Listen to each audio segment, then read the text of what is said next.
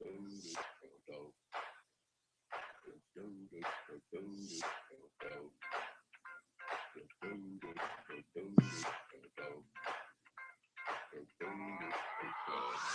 are listening to Ranc Sports Radio, coming to you from the gaming capital of the world, Las Vegas, Nevada.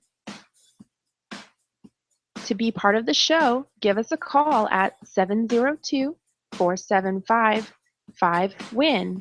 That's 702-475-5946.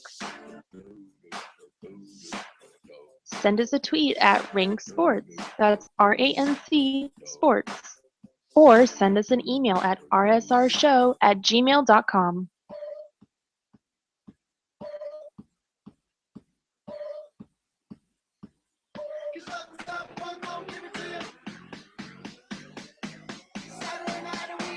And now, let's start the show.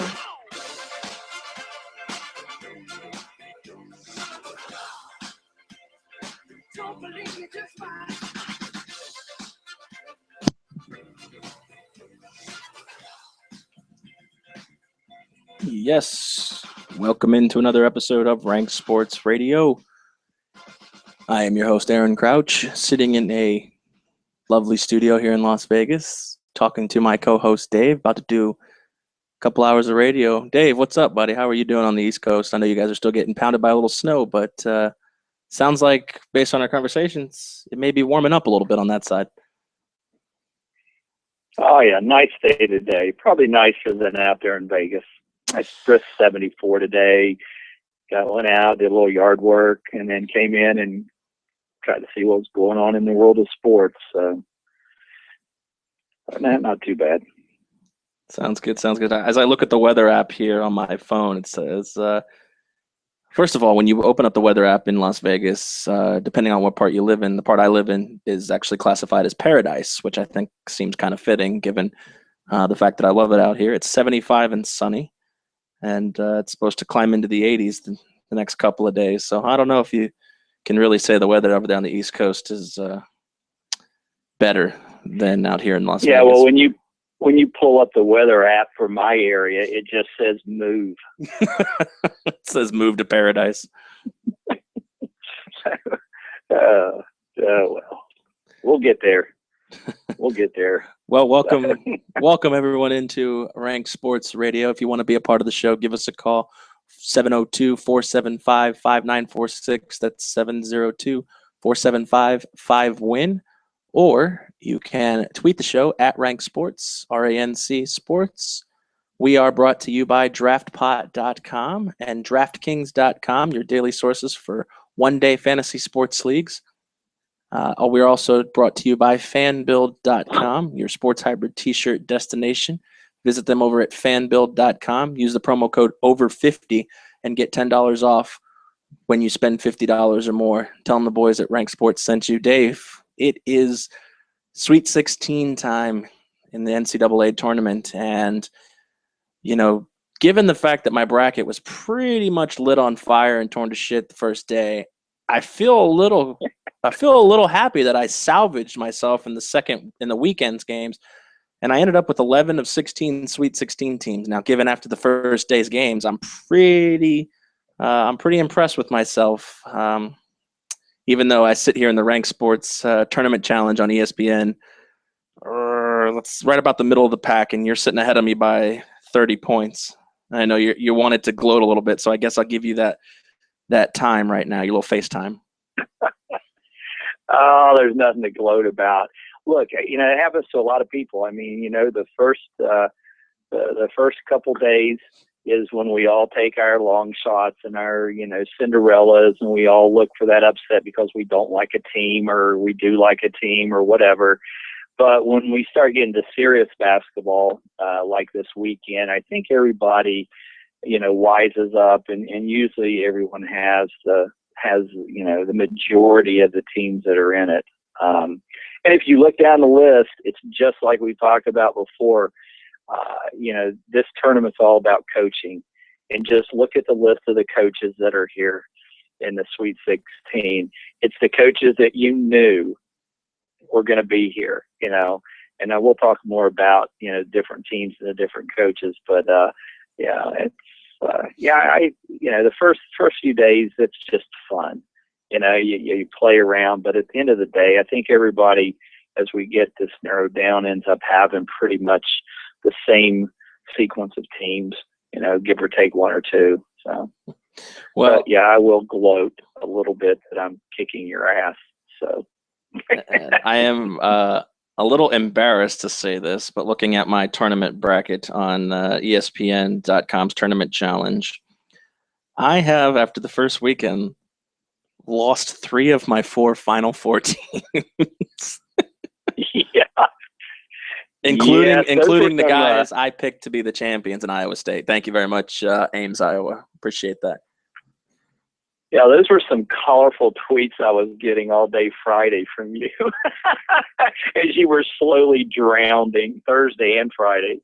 Your bracket was slowly drowning. You were just, it was hilarious. Well, I mean, my Final Four was cut in half by what? On Thursday, my Final Four was cut in half by 3 o'clock Eastern time. I lost Baylor and Iowa State. And then in the weekend, I lost Villanova, which I wasn't too confident as my Final Four pick in Villanova. Everybody loved the sexy pick of Michigan State in that region, and I don't know. I just wasn't feeling Michigan State as a Final Four team. I did like them, however, against Virginia, but that was kind of it for me in my eyes. That actually, let's dive in. Let's start with the Eastern bracket, because I don't think I remember a time where we go into the Sweet 16 and we've lost the number 1 and the number 2 seeds. Well, this year. Yeah. Okay. No, look, I have to say one thing: is as much crap as every year everybody gives the committee about who they put in, who they didn't, where they put them, blah blah blah blah blah. Somehow they have this crystal ball that gets the matchups that work. And I think this East bracket is definitely, well, I think the whole bracket is good. But, to put Virginia up against Michigan State, which, there's a rivalry there from last year, Virginia getting knocked out by him. You got NC State, who, again, I thought was really kind of a dark horse. They weren't my picks. I went with a way more Cinderella Northern Iowa squad, but I mean, in NC State, probably one of the toughest schedules in college basketball and stuff. So it just seems like the committee, the way they set these up for the future games and the future, 16 and Elite 8, the way they can work out, they actually do a fantastic job. And a result is what you're saying. We now have a 1 and 2 out. And I think normally we end up with something like that anyway. Rarely, and I don't know how many times you can put the crack staff on that. How many times has all number 1 seeds gone to the Final Four? Very rare. Well, it doesn't happen often. So, no. So, so I think the pairings, as much as there's some teams we didn't like, and still I don't think should have been in the tournament, it's working. And so it makes it exciting. So, and the East is definitely proof of that. Yeah, I think that they're the clear-cut case. I mean, you have 3, 4, 8, and 7 as your Final Four teams from that bracket. You said there's other teams. NC State was kind of on that bubble as far as teams to get in. They beat LSU on a last-second shot. I have to give you props. You called NC State beating Villanova, so, I mean, obviously kudos to you on that one.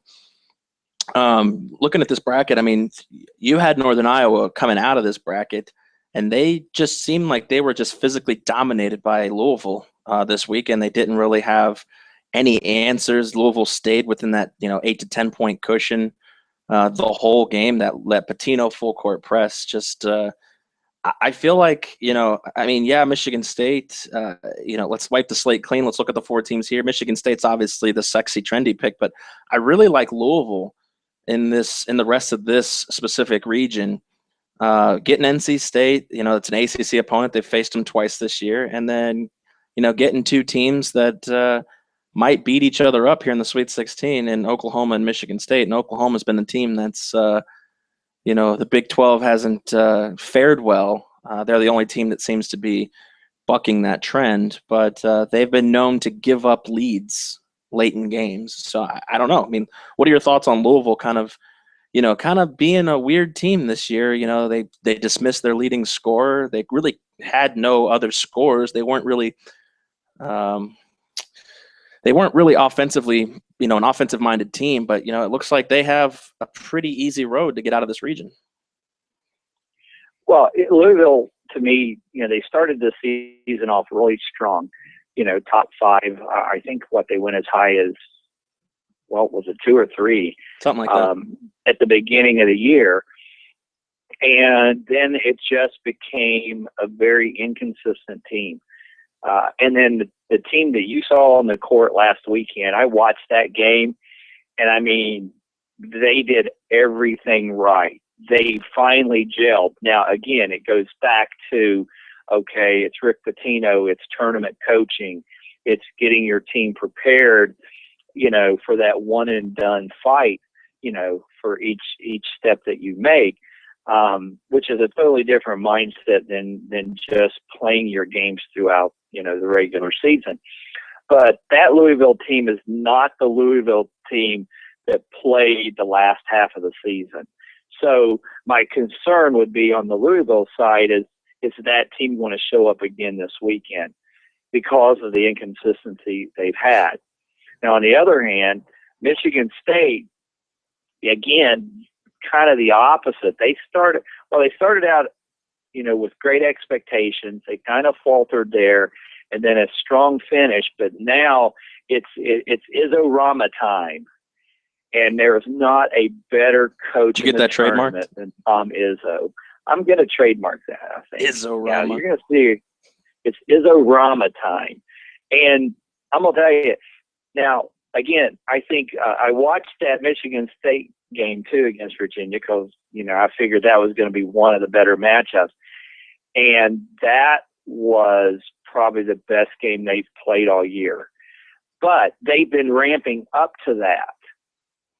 So, and if you remember last year, Dawson was out. He just came back for the tournament. He wasn't 100%. They won a couple games. They did all right, but they had higher expectations. This year, it didn't seem like the expectations were quite as high, but now they've had the full year together. They're starting to gel late in the year. They gelled, up through the Big Ten tournament, and now, tournament coach, Tom Izzo. I like Michigan State actually coming out of this. I really do. After watching them play the last few games, I just think, again, coaching has so much to do with this. Well, it's amazing. That right now, Oklahoma's not going to beat them. I just don't see it happening. Oklahoma is not going to beat Michigan State. And honestly, like I said, depending on what Louisville team does or doesn't show up, and that's my big question mark, because we know NC State, very scrappy. So that's going to be a dogfight.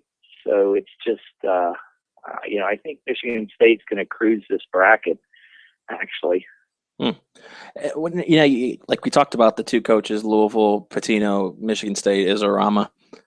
What is it about these guys? I mean, they always talk about how the NBA is such a player-driven league and college is where your coaches actually can coach.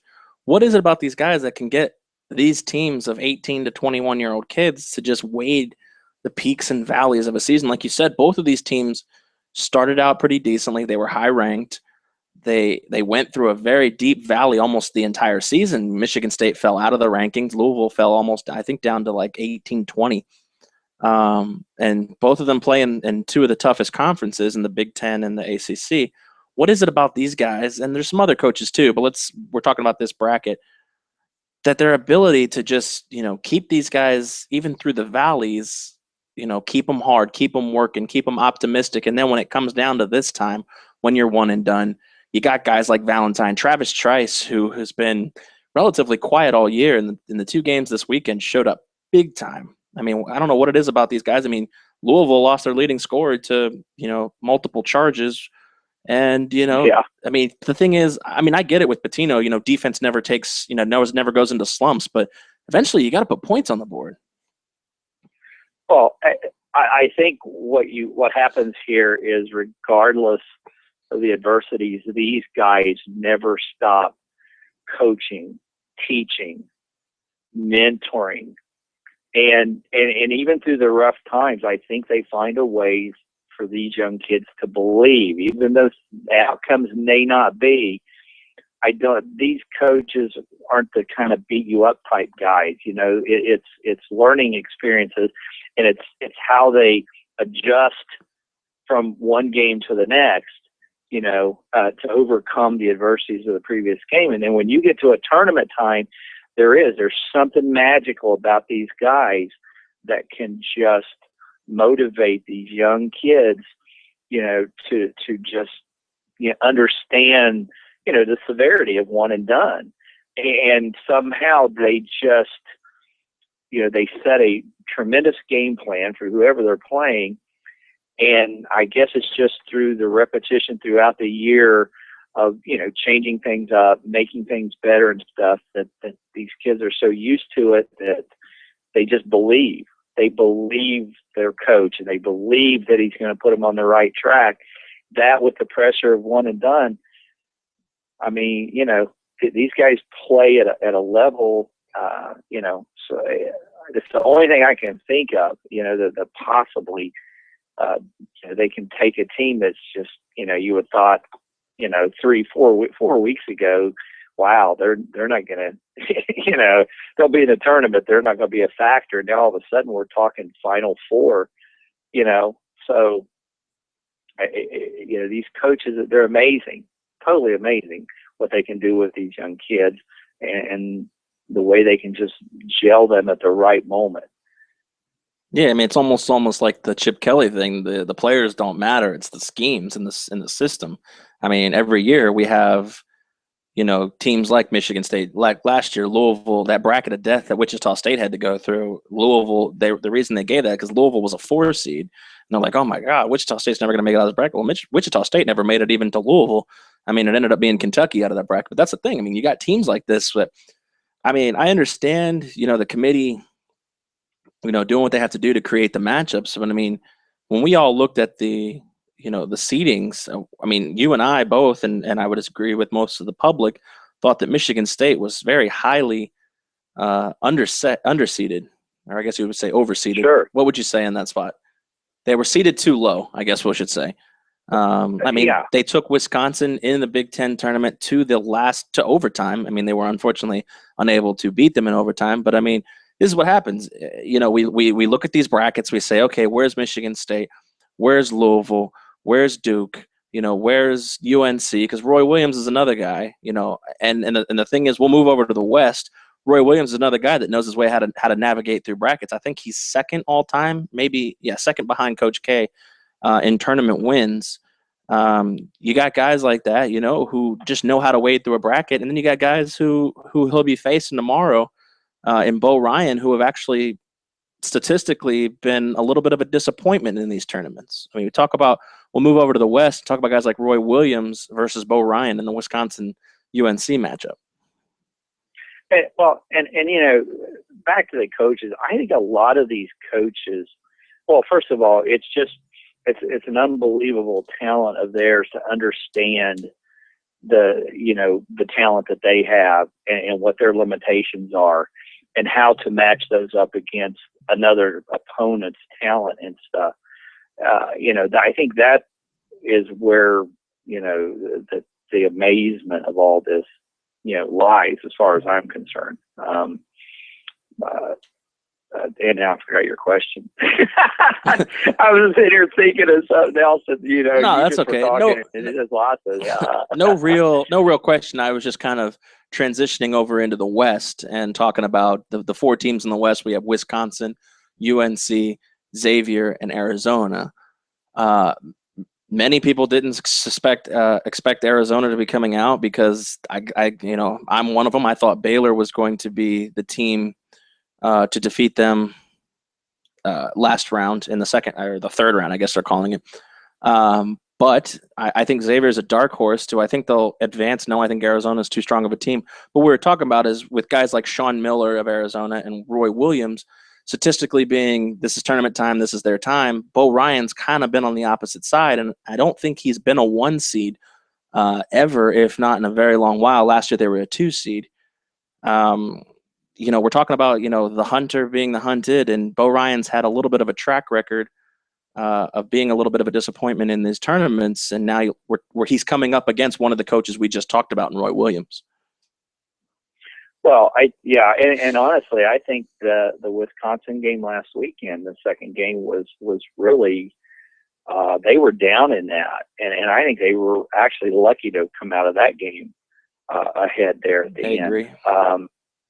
I don't know. I don't put him, Bo Ryan, up there with the elite coaches. He's a good coach. Don't get me wrong, but I just don't. You're right. He's not a tournament coach, and I think that just comes from lack of consistent experience being in that situation. Again, these guys recruit for the tournament, I think, and then the regular season is just the regular season. They just want to get to the tournament. That's their bread and butter, right? I mean, that's their legacies or the tournaments and stuff. So Wisconsin, I'm not sold on this game. Of course, I have UNC winning it all. The ghost of Dean Smith, but because I think right now Carolina's playing great team basketball.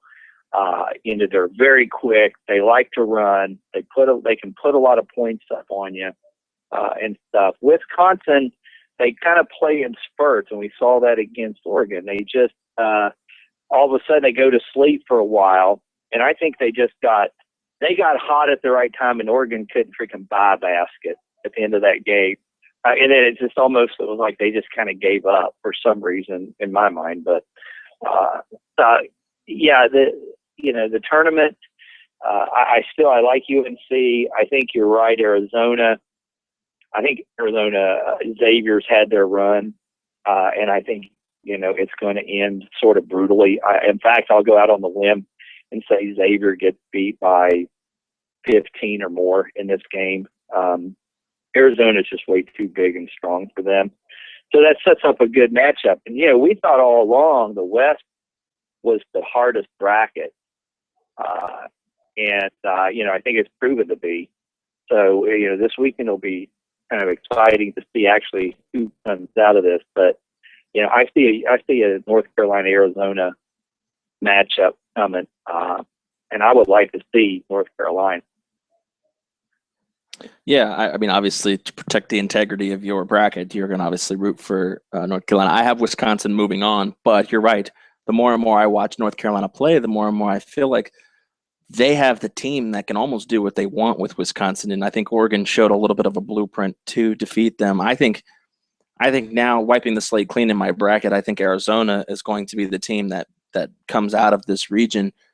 Sean Miller has just got these unbelievable freshmen, and they know how to play. And I understand tournament time's all about experience. But this is one of those rare cases where I think talent's going to trump experience. And I think that North Carolina is a team that's kind of been shown a little bit of a Swiss cheese kind of a mentality this season. They don't show up for some of the games. And I'm not saying that's going to happen. I just feel like that's kind of the MO from this team. A lot of times when the going gets tough in the early going, they just kind of to shut it down and mail it in. It hasn't happened yet this tournament, but I think that could be the situation in the Elite Eight with UNC Arizona. Yeah, North Carolina last year, very, very young freshman team. They took their lumps last year. And I think there was a holdover at the beginning of the year this year from that. But now that we're at the tail end of the second year of most of these guys playing together, I think we started to see it. about 3 games, left in the regular season, they really started to gel and play together good. It doesn't mean they won every one of those games, but you saw that they were actually playing more cohesive. And now, and that so far in this tournament, they've looked really good. They're not blowing people out by any means, but they're winning. They're scoring well. They're spreading the ball around, and it's Roy Williams, North Carolina basketball now. So I'm still holding hopes that I think they can take out Arizona. So I'm just going to keep my UNC pick. Well, no, I don't disagree with that. I mean, the scary thing about that is that Frank Kaminsky of Wisconsin is 7 foot tall, and the only guy that comes comparable to him, 3 inches shorter, is not going to play in this game, and that's Kennedy Meeks, who's 6'9". He sprained his left knee against Arkansas, and so I really think that it's kind of almost a case of, can North Carolina give Kaminsky anything he wants and still be able to shut down the rest of Wisconsin in order to defeat them? It's almost like what you had to do with LeBron James, his first go around in Cleveland. You know what? Let LeBron get 50, but if you can hold the rest of the team to 40 points, you're going to win. You're going to beat them most of the time. And I almost feel like that's kind of how the way Kaminsky, in Wisconsin, well, I understand Jackson's there, and I forget the other guy's name, the white guy that can drain threes. His name is escaping me right now, but yeah, I mean, those guys, if you're able to shut those guys down, Kaminsky can get 40 all you want. If you can get 65, you're going to defeat this team. And really, in essence, I think that's what you saw Oregon do the first part of that game. They were like, okay, we'll guard these 4, and let's just see if you can outscore our whole team. But then at the end, when push comes to shove, they weren't making shots. Wisconsin got hot. And then Wisconsin spread it out, and Oregon just was in disarray. Didn't know where to go at that point. It was just like, that panic mode of, oh, my God, now we're losing. Now we're losing more. Now we're overplaying everybody. And once they started overplaying everybody, it just, the whole Wisconsin team was scoring. And so, that could be a good strategy on the North Carolina part. I mean, come on, let's face it, man. I mean, you can't stop that guy. He's freaking huge. No, of course. And he's coordinated, and he's good. I mean, so you're right. Let him have, what you got to do is let him have his day on the offensive end, but you got to drive the crap against him on the defensive side and hopefully get him in foul trouble. If you can sit his ass on the bench, for 5-6 minutes at a time because of foul trouble, then you really got a good chance of taking Wisconsin out. So, I mean, that's, and I'm sure Roy has a plan set up, but that's kind of where I would go with this. Yeah, I think that would be, like you said, give Kaminsky his day, 23, 25 points. Bronson Koenig was the guy I was thinking of. Him and Decker are kind of the counterpoints, and Trayvon Jackson is kind of – I always find it funny with Wisconsin. Most teams have like 4 black guys on the court with 1 white guy every once in a while. Wisconsin's the only team I've ever seen with 4 white guys and 1 black guy. It's a proper Midwest balance. But you're right. I mean, UNC has the ability. I don't know if that's going to continue without Kennedy Meeks. I mean, not only do you need the size, you need the fouls. And against Kaminsky, he's going to draw double teams. He's going to draw fouls. And I think losing a body and losing 5 fouls is going to be tough for UNC. And you're right. I don't think Arizona's going to lose any sleep over Xavier. Xavier's made a nice run, keeping a little bit of the respect left in the Big East after the shit show that they've put on the last weekend. Yeah. I'll tell you, man. Yes, they have. We're talking about seeds. I said this before the tournament started. How the hell does Georgetown get a 4 seed? I don't know. I still, again, and, going back to what we were talking about, the committee and their brackets, I would almost, the way this looks at some time, it's almost like the committee operates under what my idea was. They just don't even put numbers to these guys. They just look to see, okay, what are the matchups and what can be the future matchups, because they know the teams that are really pretty much going to work their way into the Sweet 16. I mean, they have that feel. So now, or get through the first round into the second round there on Saturday and Sunday. So that's where you see them start to manipulate and want to set up these matches that have some sort of meaning, some sort of rivalry, some sort of, present day, like the Virginia-Michigan State thing.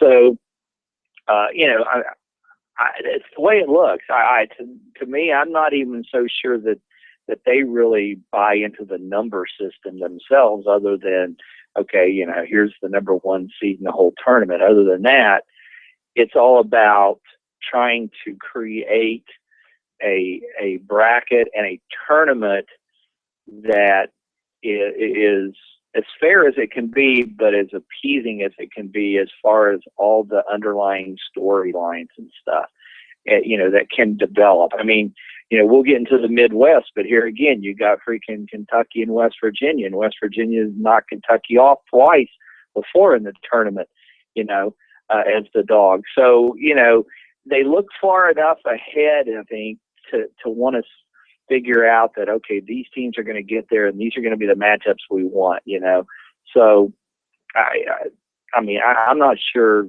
they really buy into this number system themselves.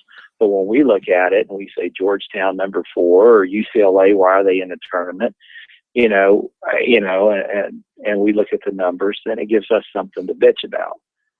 Yeah, quite possibly. I mean, I'll take you back and everybody, and we said it on this program. We said we thought the Big 12 conference was the best conference in basketball, and they had one team get out of the first weekend, and they had, look at it. They had 3 number 3 seeds, 2 of them going down to the 14 seed. Oklahoma did advance against Albany, but it wasn't like anything spectacular. And then they almost lost to Dayton. Oklahoma's the only team in, but they weren't impressive. Kansas went down, a team that I thought would destroy Wichita State because they were just bigger. I don't know what is up with Bill Self and how he still continues to keep a job by not getting out of the first weekend.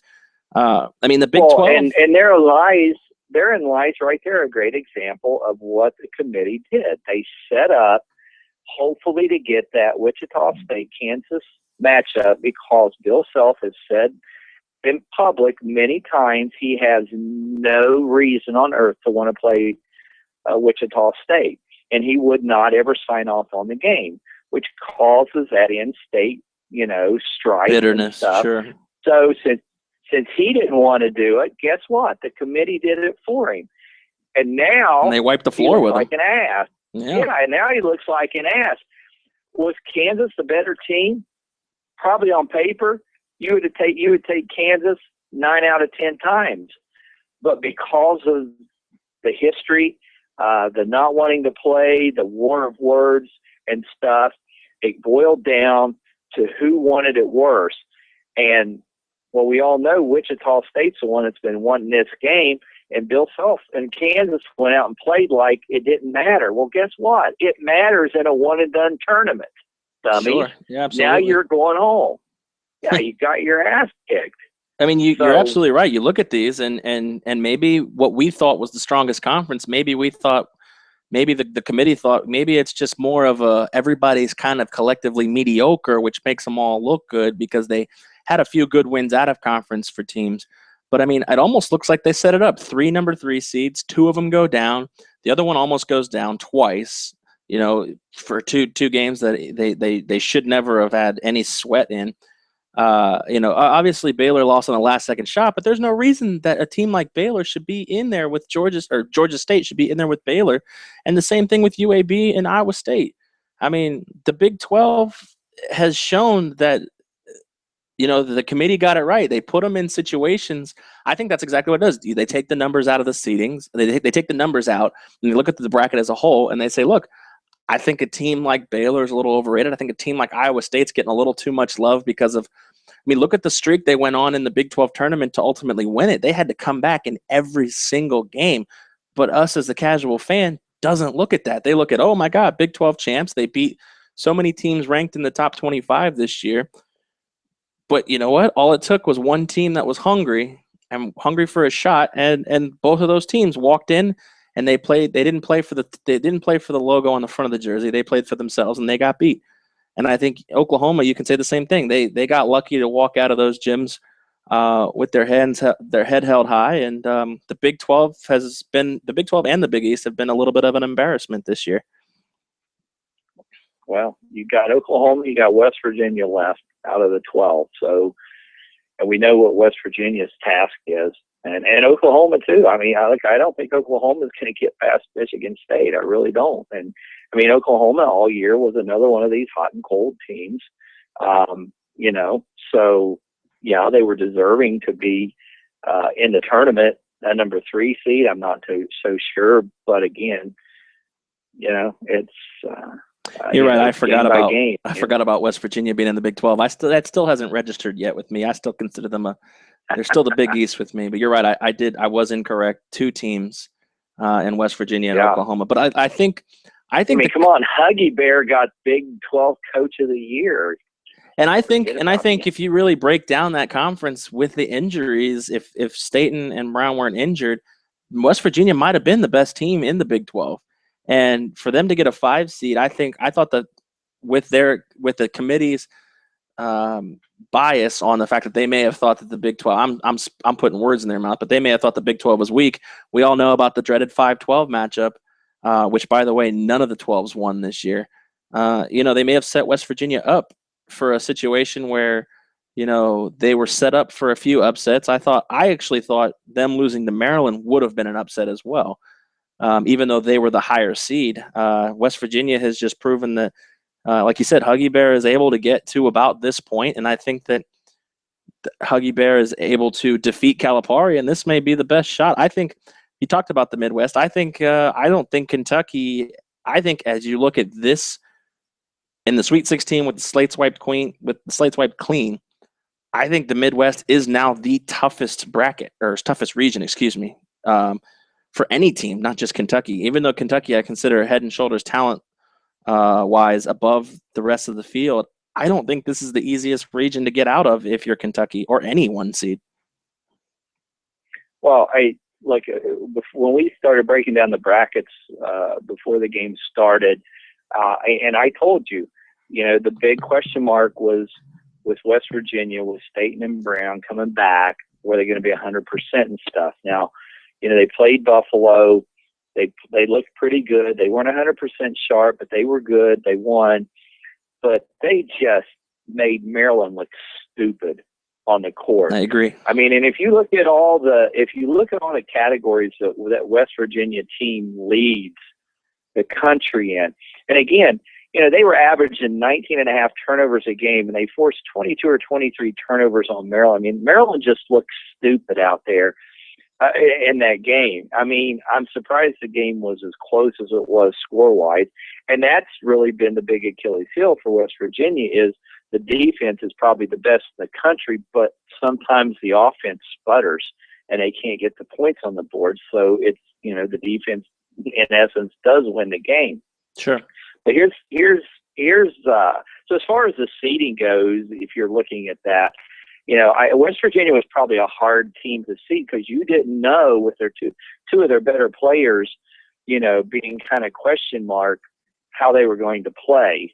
So I think they gave them respect, but they also set themselves up just in case. Now, having said that, if you watch that game against Maryland after the game was over, you heard what Huggins said. He said he was called by Calipari 3 weeks before the tournament, says, you do know that they're going to put us in the same bracket again, don't you? And he was exactly right. And it goes back to my point. Their job is not just setting up these brackets and trying to be fair on the initial games. They're looking for those games down the road. And we all know that West Virginia has knocked them off a couple times. So is that going to happen here? I don't know, but here's my thought on this whole bracket as far as Kentucky goes. So, here we are. We all know, God, if you don't know, you've been living under a freaking rock somewhere. Kentucky's undefeated. This weekend will be the only true test that they've had this year. And I'm not saying they're not deserving of being undefeated, that they didn't play good games. I just say that the SEC was weaker than normal. so their scheduling wasn't that, that strong. But they won the games, and here they are. Now, here's the test, and here's where I think the possible downfall of Kentucky comes. They're going to play a West Virginia team that is going to run them to death. We watched them play Maryland. They do not stop. They press the whole game. And Kentucky's guards, the two brothers, are not great guards. They're great shooters, but they are not great ball handlers. So now you're going to have them getting pestered the whole game. And I think what could come out of this game is not necessarily a West Virginia win, but you could see them wear down Kentucky in a game that they've not really played this year. And you could see a good physical and mental stress job put on them that whoever wins the Notre Dame, Wichita State game could come in on Saturday and possibly have a good game, could have a chance to knock off Kentucky because they could still be rattled from this West Virginia game. This is because if Kentucky gets through both of these games, they're done. They're national champs. I mean, because you got 2 games left. The Final Four game you're going to win, and the championship game, if you're in it, well, that's just leave it all out on the floor. So let's face it. In that scenario, Kentucky's going to win. This is the only chance right now that there is to knock Kentucky off. And I think if they get worn out by West Virginia, they come back in less than 48 hours to play another game you look at both Notre Dame and Wichita State in similar formats, they'll run the court like crazy. Notre Dame especially. There could be a chance that they catch Kentucky off guard here. So, this is where I think Kentucky is really going to have their first true test of the year in these next 2 days. Makes me laugh because you say UNC is your national champion, but if Kentucky gets to the Final Four against UNC, no big deal. Kentucky will win. Well, I mean, let's face it. I mean, it's as far as a test goes. You're right. No, I 100% agree with you. That's why I said the Midwest, the Sweet 16. I want North Carolina to win. We talked about this before. What's the better scenario, them going undefeated, or losing the game? And I would really like to see them go undefeated because that's a huge undertaking in today, especially, not taking anything away from the 72-16, whatever it was at Indiana. But the thing is I would like to see a close game, or I would like to at least see them have to work for it. And I think this is the weekend that they're really going to have to mentally work for it. But if they get through this weekend, I think the rest of it's pretty much I could see that. Because I think we agree on that. I think that this is the toughest region left from top to bottom. I mean, Wichita State is a very, very good team. They, like you said, they got the matchup they wanted. They defeated Kansas. They got to go play Notre Dame now as their reward, who can just shoot the lights out. And Notre Dame's a confident team. I think that they've shown that when they beat Butler in that overtime matchup, that they can hang with anybody. Butler was no slouch. You're right. Kentucky has the 2 toughest tasks as far as having to run with West Virginia and then having to turn around and play somebody in 2 days, or probably about 2 days, about 48 hours. One of these Notre Dame, Wichita State teams. It's going to be the toughest weekend for them. I think it's going to be mentally tough, just as much as physically tough, because you're right. Kentucky didn't have to deal with anything too major in the first 2 games. They blew out Cincinnati, and they had no problem with their 16 seed. I think it was Robert Morris. West Virginia is able to run. Hampton, excuse me. Duke played Robert Morris. Either way, I don't want to disrespect the 16 seeds, but you're there for a reason. Let's talk about West Virginia, just briefly as we wrap up the Midwest. And in your opinion, do you think the committee would have seeded them higher had Staten and Brown been healthy? Well, if Staten and Brown had been healthy and they had been playing like they did with them in the middle of the year and like they played the Maryland game, they would have won the Big 12. Right. I think we both agree on that. But the reason I asked that, well, hold on. The reason I asked that is because, they took into that account Staten and Brown not being healthy. But on the flip side, when you talked about the reasons that USCLA got in the tournament, we felt like they were playing. We saw some glimpses. It was kind of almost like, oh, well, if Staten and Brown would have been healthy, we would have given them the 2 seed, or we would have given them the 3 seed. It seemed like all of the Big 12 seeds seemed to be overseeded, at least in our opinion. But almost it seems like West Virginia, the way they play and the way that they're talented enough, they seem to be underseeded even at a 5. Yeah, yeah, and again, you have to take into account. I guess it was the last 4 or 5 games that those 2 were out at the end of the year, which really kind of they lost. I think like 3 of those they got knocked out in their own tournament. I think they were down to like 20th or 21st in the ranking, somewhere around there, which is still, for losing, in a short period of time, that many games, with a lot of respect. And again, you're right, because I know the committee takes into consideration, players' health and injuries and stuff. So, I don't have any problem where they were. Now, again, if they had not been hurt, I think there's a good chance they'd have won the Big 12. If they had, then they would have been the number 2 seed, I think, in one of these brackets. Mm-hmm. And again, I still say they would have looked to set them up against Kentucky. But I don't have a problem where they put them. I think, I think the question mark was, was pertinent on how and were they going to show up? Were they going to, be a factor? And like I said, Buffalo game, they played good, but man alive, they gelled in that Maryland game just like they were playing right in the middle of the season before, people got hurt. So, look, Huggins again, like I said, here we are, tournament time, and look at the 16 teams and look at the coaches. And Huggins, I will put him up against anybody any day of the week in a tournament situation. He's just a brilliant basketball mind. So he's going to get tested here. It's going to, and really he has nothing to lose.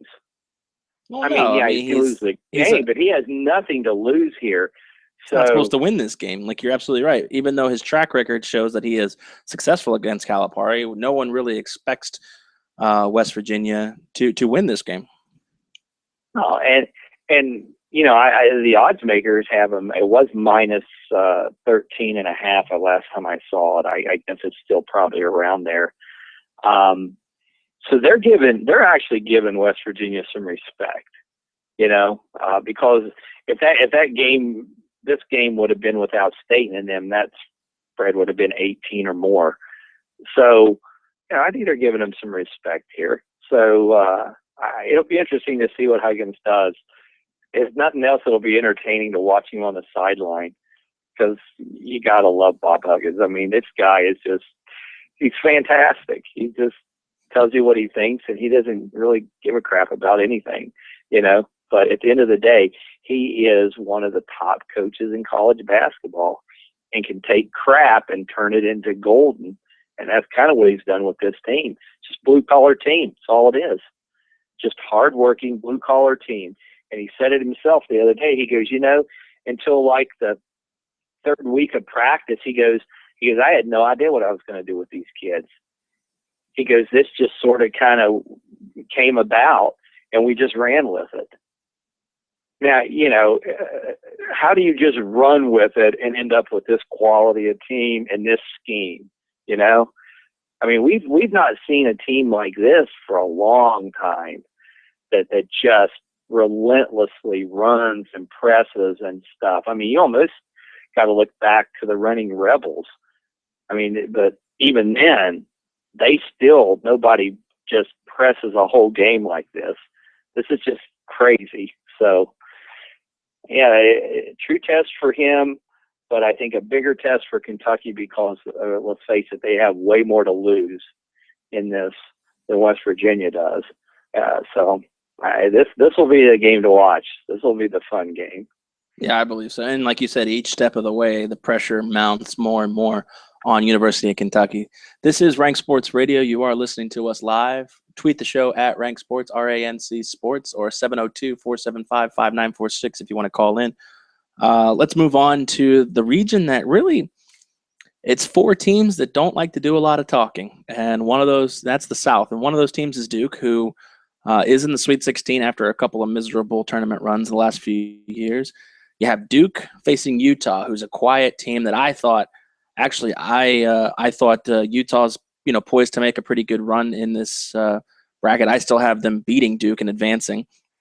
And you have UCLA, who, like you said, everybody said, what the heck are these guys doing in the tournament? And here they are in the Sweet 16 against another quiet team, Gonzaga, who just kind of goes about their business. I feel like this is the region that nobody talks about, but it's got four strong teams in it. And UCLA, the committee got it right. They were starting to show signs of strength, and their team was getting healthy, and here we are. I mean, let's look at that first matchup with UCLA and Gonzaga, two teams that are on the West Coast but don't really know each other that well. Steve Alford's got his boys playing pretty well, even when we all thought that why is this team in the tournament? I still don't think they should be in the tournament. I mean, let's face it. Look, SMU. I don't know what it is with SMU right now. Last year they felt they got snubbed. This year they made it in and they laid an egg. I don't know what happened in that game. Now, again, at the end of the game, was it goaltending or, to me, that call should have never been made. First of all, I don't think it was goaltending, but, Well, why are you not letting that ball hit the rim? I mean, it was clearly destined to either hit the rim or be an air ball, but, don't touch it above the rim. I mean, that's clear case, basketball 101. End of the day, yeah. But that game should have never boiled down to that play.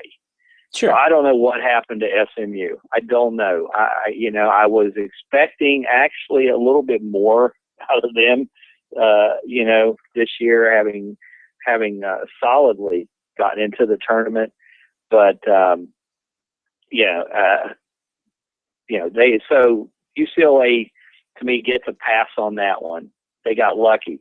The second game, UAB, well, hell, again, UAB plays the game of their life, knocks out the Big 12 team, Iowa State, and has nothing left for the next game. And UCLA, so UCLA is just cruise control to the 16. I still don't think they should have been in the tournament. I still don't think they're good, and I still don't think they're going to do anything against Gonzaga. In fact, here's another one. I think Gonzaga wins this game by a solid 15 or more points, because UCLA is just, I mean, they've not done anything to get to this point. They've not played, they were handed the first game. The second game was against a UAB team that, hell, on UCLA's worst day, they should have beaten. So, I'm not buying UCLA as any kind of Cinderella story or whatever you want to call it here. I think Gonzaga handles them. And Gonzaga is, like you said, they're really quiet. Again, I think it's because it's the West Coast team. Don't get a lot of television, it's, the East Coast people don't really follow West Coast that much. So, we're all watching it every now and then. Yeah, we've heard of them, these guys are actually good. And I know they're good enough to beat UCLA. So I like that. Now, Duke and Utah, I'm not buying into Duke either. I just don't like Duke. So that's it. I just don't like him. I hope Utah wins this game. I actually had Utah advancing in this bracket regardless. But I'm not a Duke fan this year. I just don't like him. I don't know what it is. Something about him. Well, now you say that, obviously in your belief that UCLA should not be in the tournament. That's fine. Your reasons are valid. Your arguments are valid. The tournament's committee's reasoning is a little bit sketchy. And I'll take that all aside. They're an 11 seed and they are the highest remaining seed. Why do we not consider them quote unquote the Cinderella? Is that because of their history? I mean, there is no real Cinderella when you break down the 16 teams. If I had to give homage to a Cinderella team right now, it would be North Carolina State. I don't know why. Why does the public not consider UCLA a Cinderella even as a double-digit seed? I think just because there was just a lot of animosity when they were picked and questions that weren't getting legitimately answered of why they were in the tournament. So I think everybody just sort of wrote them off immediately. And again, you're right, it's UCLA. So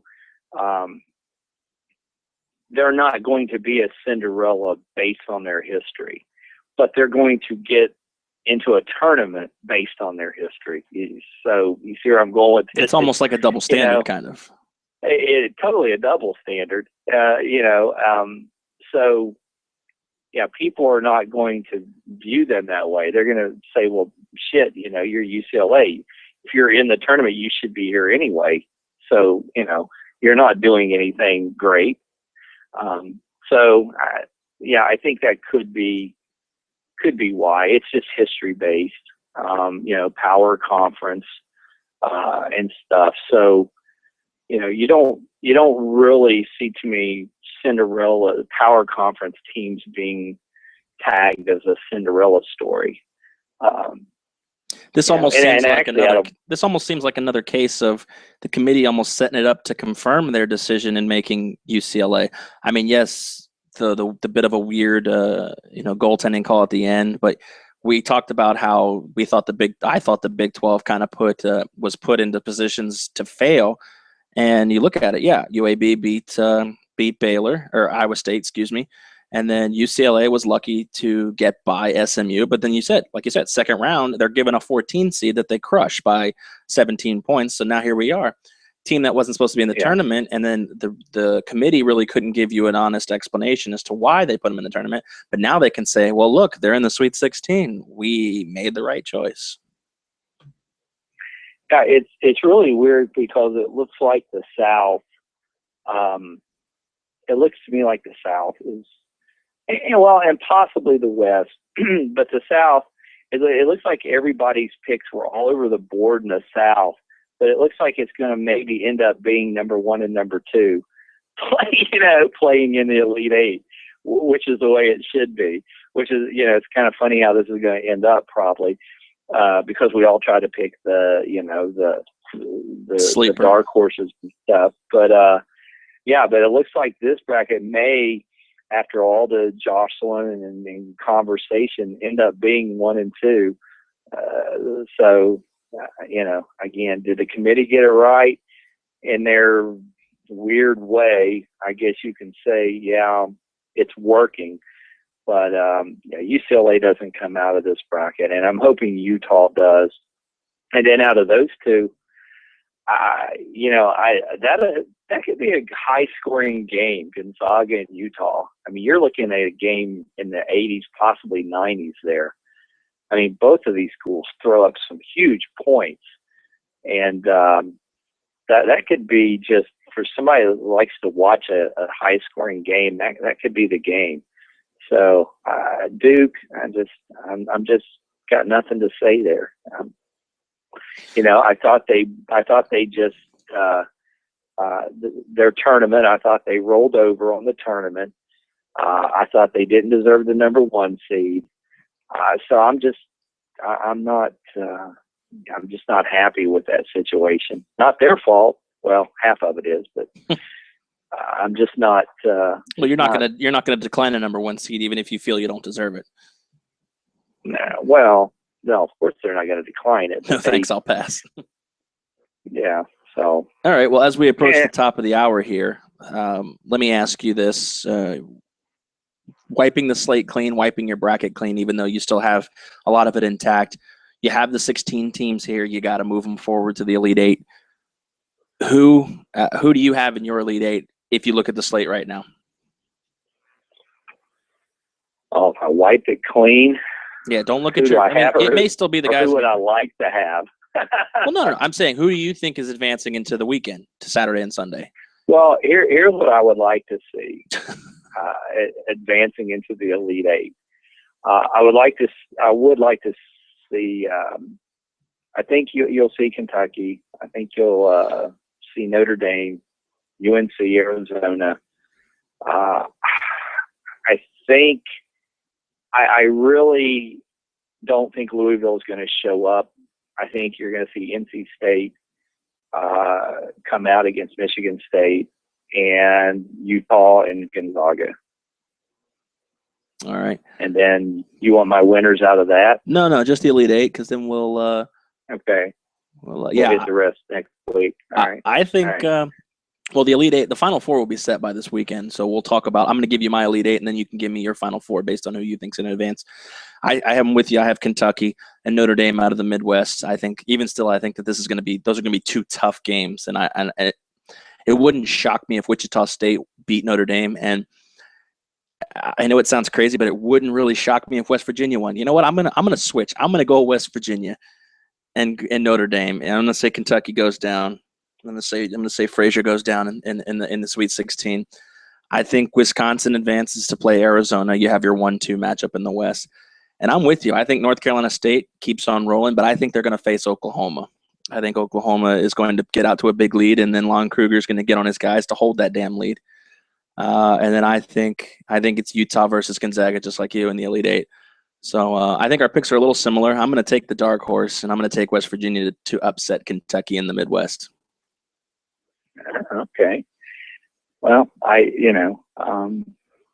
we'll see. I don't think Michigan State beats Oklahoma just because I think Izzo beat up Lon when he was coaching Illinois, so he's just going to continue to beat him up here. So, so I guess if I have to pick my Final Four now, I guess I'll have to go with Kentucky, UNC, Utah, and Michigan State.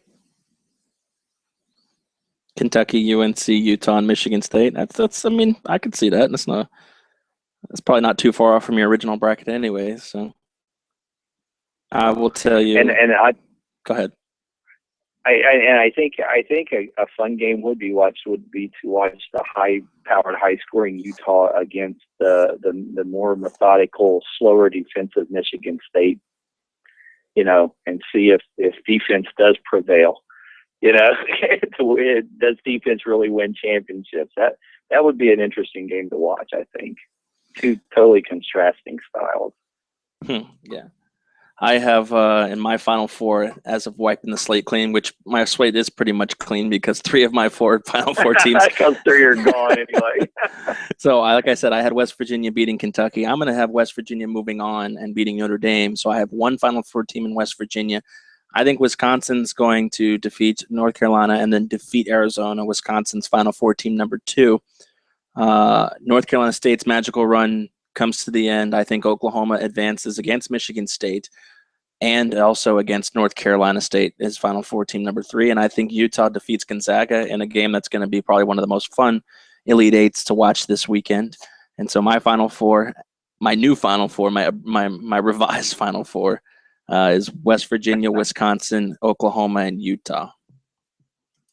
So you still have 2 Big 12 teams in the Final Four. I refuse to let this conference die. I'm going to be swinging, aren't you? I refuse to let.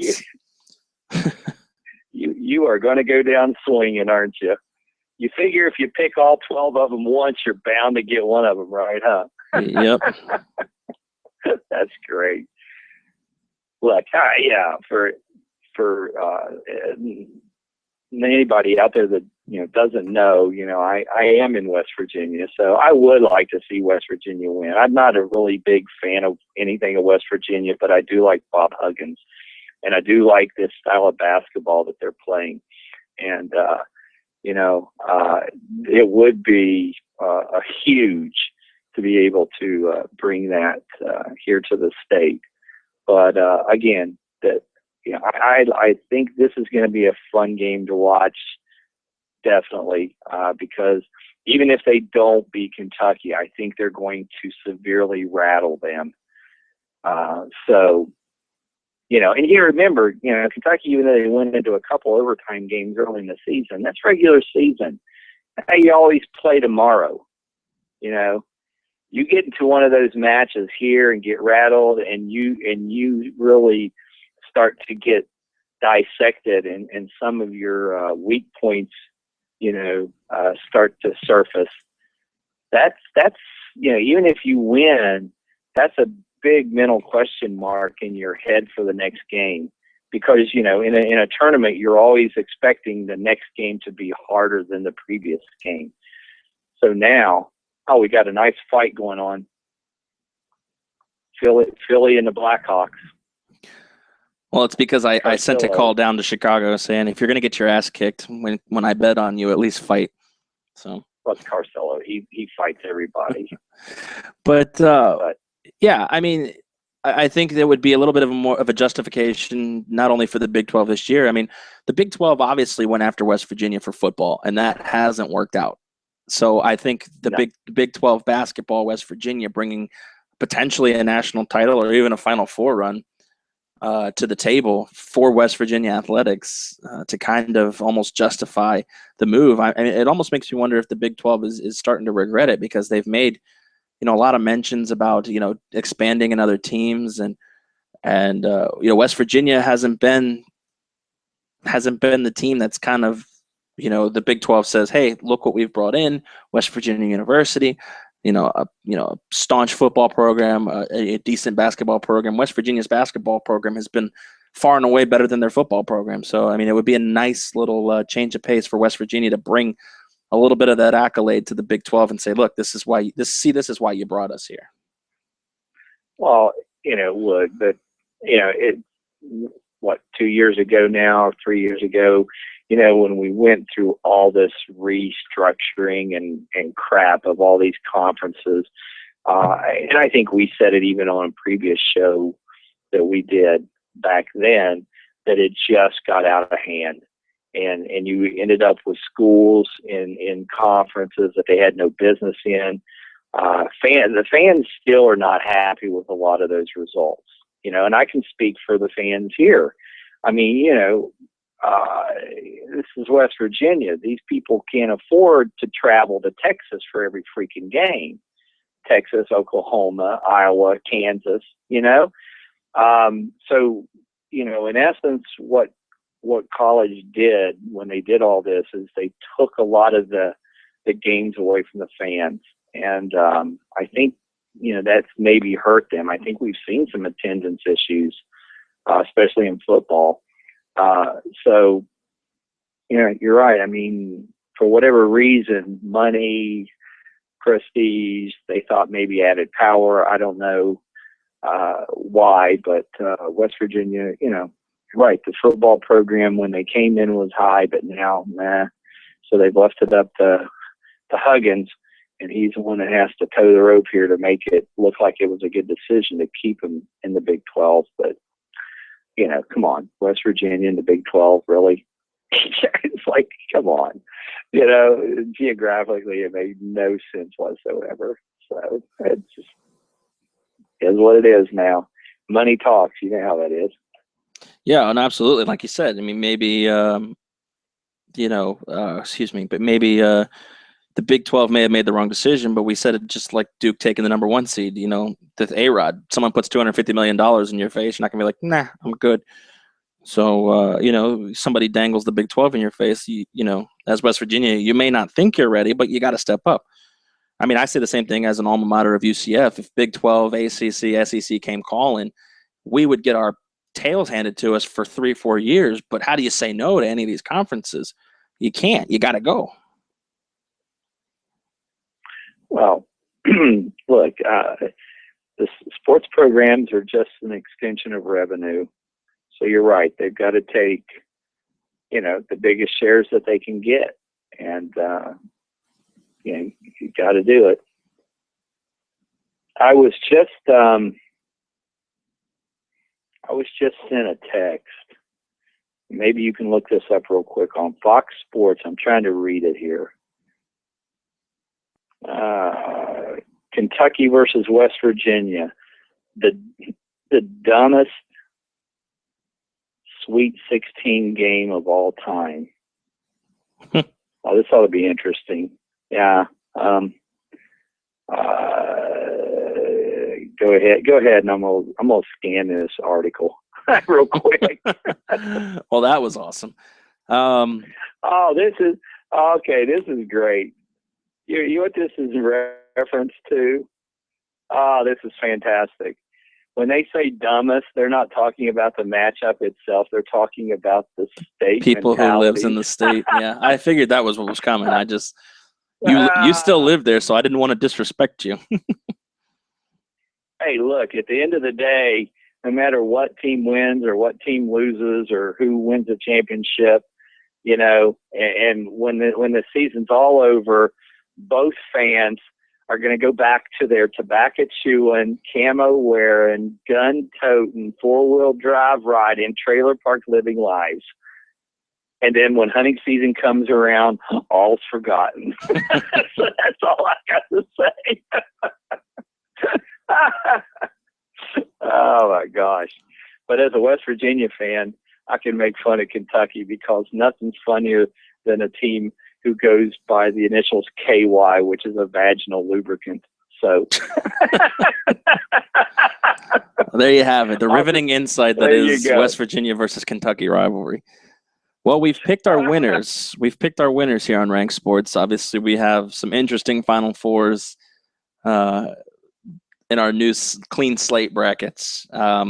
But it's time to pick the spreads. And, obviously the winners and spreads are two totally different things. So I'm just going to have you, I'm going to give you the spread and you're going to tell me what you think about it. Obviously, it's going to have a little bit to do with who you've picked, but there's some interesting spreads out here. I thought were a little bit strange, and I want to get your takes on them. And the first one I'm going to give you is the first game of the Sweet 16, and that's Wichita State versus Notre Dame.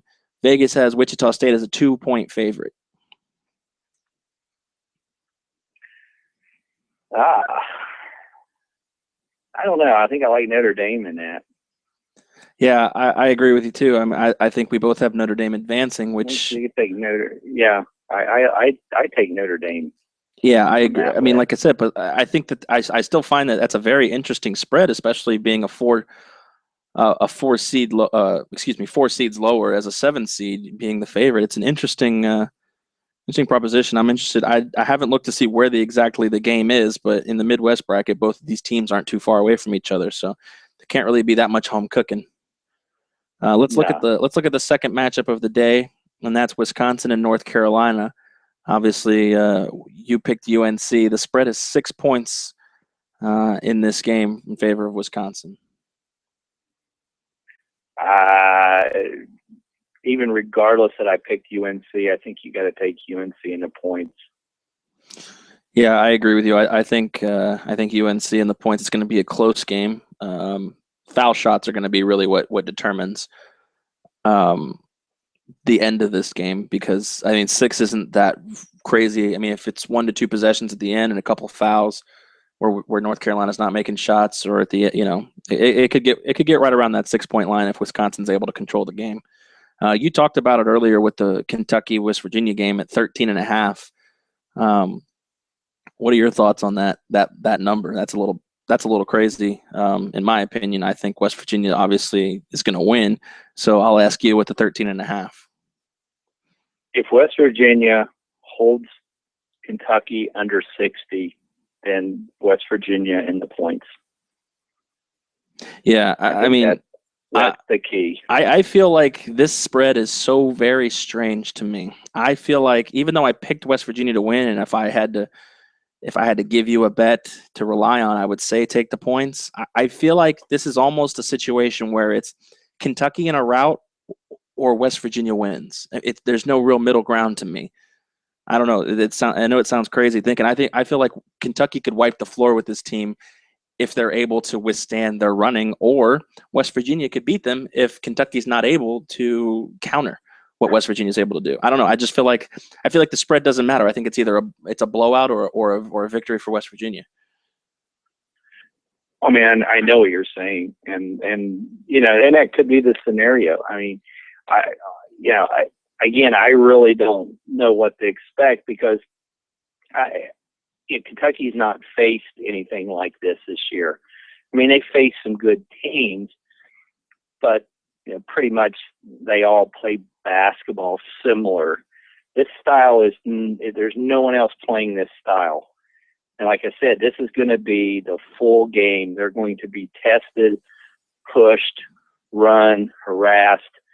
And again, if West Virginia can force their average 19 to 20 turnovers here with Kentucky and capitalize on those with points of some sort, then I think West Virginia in the points is really a safe bet. So, well, that could be possible. I mean, like, I'm looking at the money lines right now. I would say slap your money on West Virginia at a plus 900. I mean, oh yeah, sure, why not? I mean, that's just well, these next two games that Kentucky plays, I think the dog is probably, if you're going to throw money at a dog, these are the two games to do it.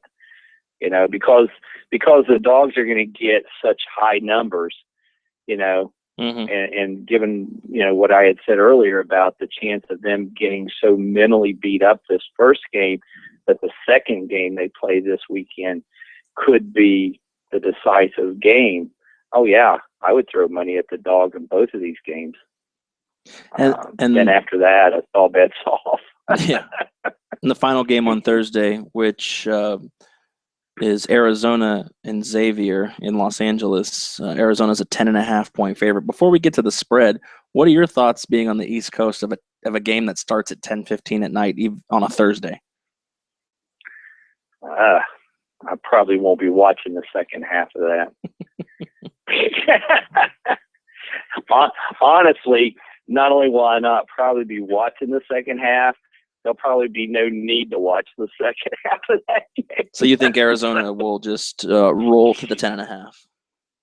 I can see Arizona cruising 22-point win. Yeah, I agree with you on that one. I agree with you. So let's move over to Friday's games, and the first game is UCLA and Gonzaga. The line has Gonzaga at 8.5 over UCLA. I take that. Like I said, I think this is a good, solid double-digit 15-point win for Gonzaga. I don't think UCLA matches up against them well at all. They backed into the tournament. They've had 2 powder puff games. Now it's time to face a real team. So, your name is not going to do it for this game. So, all right, and an interesting game I think both of you and I are going to have our eyes on Friday is North Carolina State and Louisville, and as of now they have Louisville as a 2.5 to 3-point favorite depending on the book. Wow. Yeah, really, based on how we know North Carolina State plays and how Louisville played last weekend, and this game's almost a pick 'em. You know what? I'm going to, because of Louisville's just inconsistency, and I know the strength of schedule that North Carolina State has played even with 13 losses. If there's ever quality losses, this is probably the schedule that gave you quality losses. I think they're more primed to take this game, so I'm gonna go with State on this. And whatever it is, 2-3. Yeah, I feel like exactly the way you do. I feel like this game is almost a pick 'em. They know each other very well. They've played each other twice this year. I'm going to lay my money on the money line for North Carolina State. Why take minus money when you can get plus money if you think they're going to win anyways? So now the money line's 140. Yeah, 140 on the money line. Give me the plus money. I might still put a little bit on the points, but with a chance, I think that North Carolina State's going to advance. Give me the money. Give me the plus money all day. Utah and Duke in Houston, which is a weird spot in my opinion. I think that you have this conference that's the South Conference, and in my opinion, none of the teams in the Sweet 16 are from the South. You have UCLA, Gonzaga, Utah, and Duke. So, if you could get any further from Houston, those are the 4 teams. So Duke is a 5.5-point favorite as of right now. I take Utah. Yeah, I agree with you. Even though I have Utah, I still would take Utah. Yeah, I would still take Utah, even though we both have Utah advancing in the Final Four. Even if they're not capable of beating Duke, I think they're capable of keeping this game close. So yeah, take the points. Well, I think they keep it close just because they score so many damn points. I mean, Duke doesn't live off defense. Duke lives off the 3-point line. So if they're hot and Utah's scoring, this could be a high-scoring, high 70s, low 80s game. And if it is something like that, then I'll take the 5 points because it's going to be close. It's just going to be an exchanging baskets type game down to the wire. So I'll take Utah in the points. And finally, another game that'll be starting at 10 o'clock at night, and that's our final game of the Sweet 16. That's Michigan State, a 2-point favorite over Oklahoma. Wow, that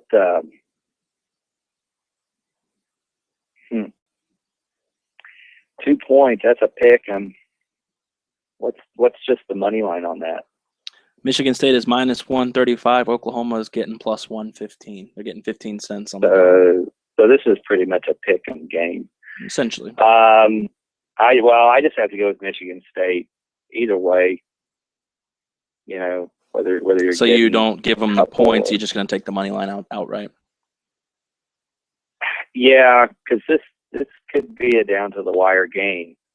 I don't think. I mean, I think Michigan State will probably win this game by 6 or 7. So I'll just take Michigan State. Either way, money line or points on this one. Yeah, see, I think Oklahoma is going to advance, but I mean, if you're going to give me the 2 points, I know the plus money looks really good, and there's a chance that Oklahoma doesn't win this game because, you know, like you said, Michigan State's the sexy pick. They're a hot team. If I can take 2 points on a neutral court, you know, I'm going to take them even at minus money. I still feel a lot more comfortable as a last second shot. If Oklahoma's leading and they can't hold that lead and they end up losing by 1 or 2 points, I feel more comfortable having the 2 points. So I'll take Oklahoma +2 in that, and that is the 8 games. You know, against the spread, we've got our Final Four teams selected. I'll be interested to review that next week when we come back and look at those teams. We'll talk a little bit more, and I'll let you gloat a little bit if you are right, and maybe I'll get to do a little gloating this weekend if I don't completely go up in flames again. Well, you know what? That's why we're here and they're out there on the court. so you know, we can afford to make mistakes. Doesn't matter. So, but yeah, we'll see what happens. Yep, I'm gonna send you this article. Maybe we'll post it on the site. Send you this. All right. Yeah, this article is wow. I mean, wow. You'll like it. I'll have to read it.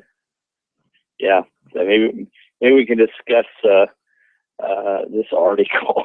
Wow, I'm amazed at that this was written. So, but yeah, we'll see what happens. That's surprising. I'm excited. In a PC world, that it sounds like an article that's basically blatantly calling 2 states redneck and stupid. Oh, it's better than that. Yeah, I'll forward you this, and you know, maybe we can I can blog something about this article as some sort of answer to this. This is crazy. Wow. So. Well, there you have it. That's Ranc Sports Sweet 16 for better or for worse. Dave and I have given you our picks. We've given you our spread totals. Take them as you will. Probably take those, rip them up, and bet your own things.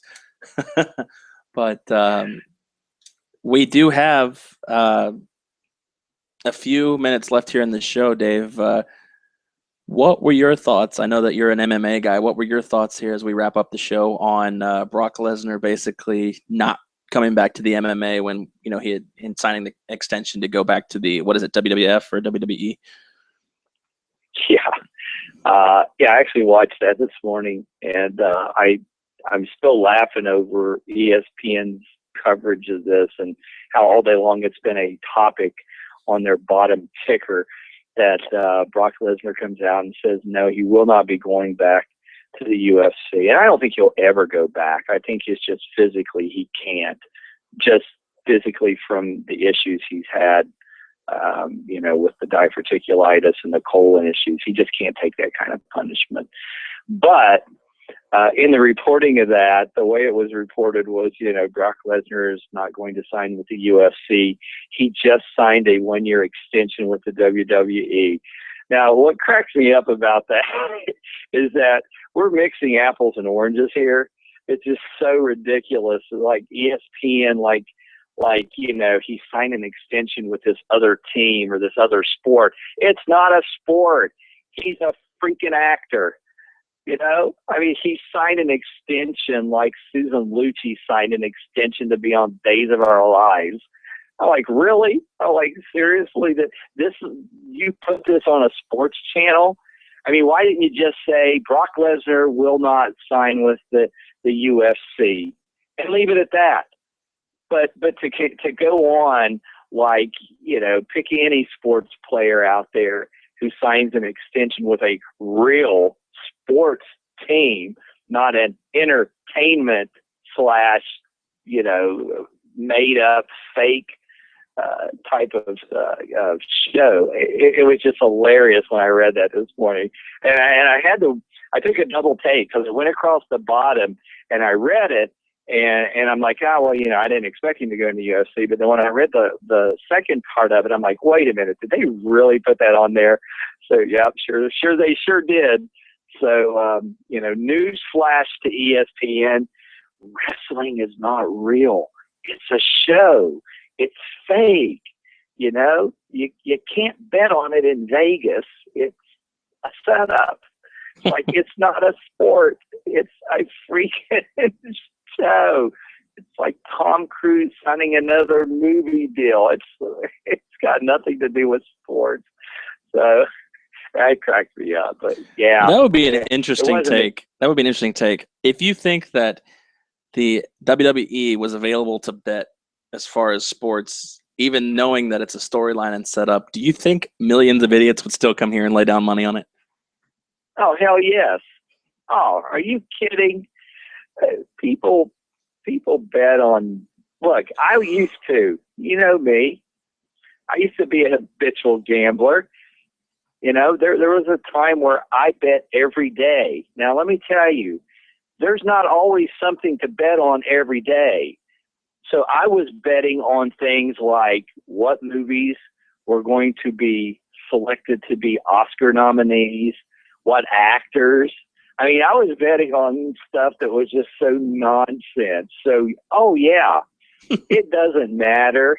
People would still, because here's their mindset. Oh, well, this will be the one time that they change the storyline. That's how people think. That's how a gambler thinks. They're always looking for the odds, We're always looking for the big payoff. They're going to go against the odds, Oh, yeah. Hell yeah. Look, you could probably play the national championship and then still run the bets the following week, and you'd still have people picking the losing team for just some reason that they think, oh, well, they're going to show the replay again, and this time it's going to be a different outcome. It's like I'm going to go to the replay of the 4-hour Star Wars movie to see the extra added 20-second ending. It's like people are they're so stupid. They just buy into dumb stuff. Oh, absolutely, they would do that. That would be fantastic. I'm not sure what you would categorize that in Vegas. I guess that would be for all you dumbasses that can't win a bet. Here, try this. Ooh, something new. Yeah, I hear you. Wrestling. It's wrestling. Oh my God. There you go. Well, there you have it. That's Dave's rant of the week on Brock Lesnar, all the way down to wrestling betting. Yes. Well, this has been another edition of Ranc Sports Radio. We do thank you for tuning in. If you didn't get a chance to listen live, hopefully you catch the podcast on ranksports.com. Click the Ranc Sports Radio tab. Or you can check us out on YouTube, youtube.com. Search Ranc Sports Radio. That's RANC Sports Radio. We are brought to you by draftpot.com. We are brought to you also by fanbuild.com and draftkings.com. We want to thank everybody for being a part of the show. tweeting in. We got a few tweets I forgot to mention on the air, but that's all right. If you want to tweet us at any time, whether the show's live or not, at Ranc Sports, RANC Sports, or you could always email the show at rsrshow@gmail.com. Dave, always a pleasure. Appreciate you coming on and talking a little bit of Kentucky, West Virginia, and wrestling. Izarama, baby. I forgot about Izarama. He's going to trademark it. Thank you very much, everybody, for tuning in, and check us out on episode 8. Until then, for Dave, I am Aaron Crouch, your host, telling you to have a great evening.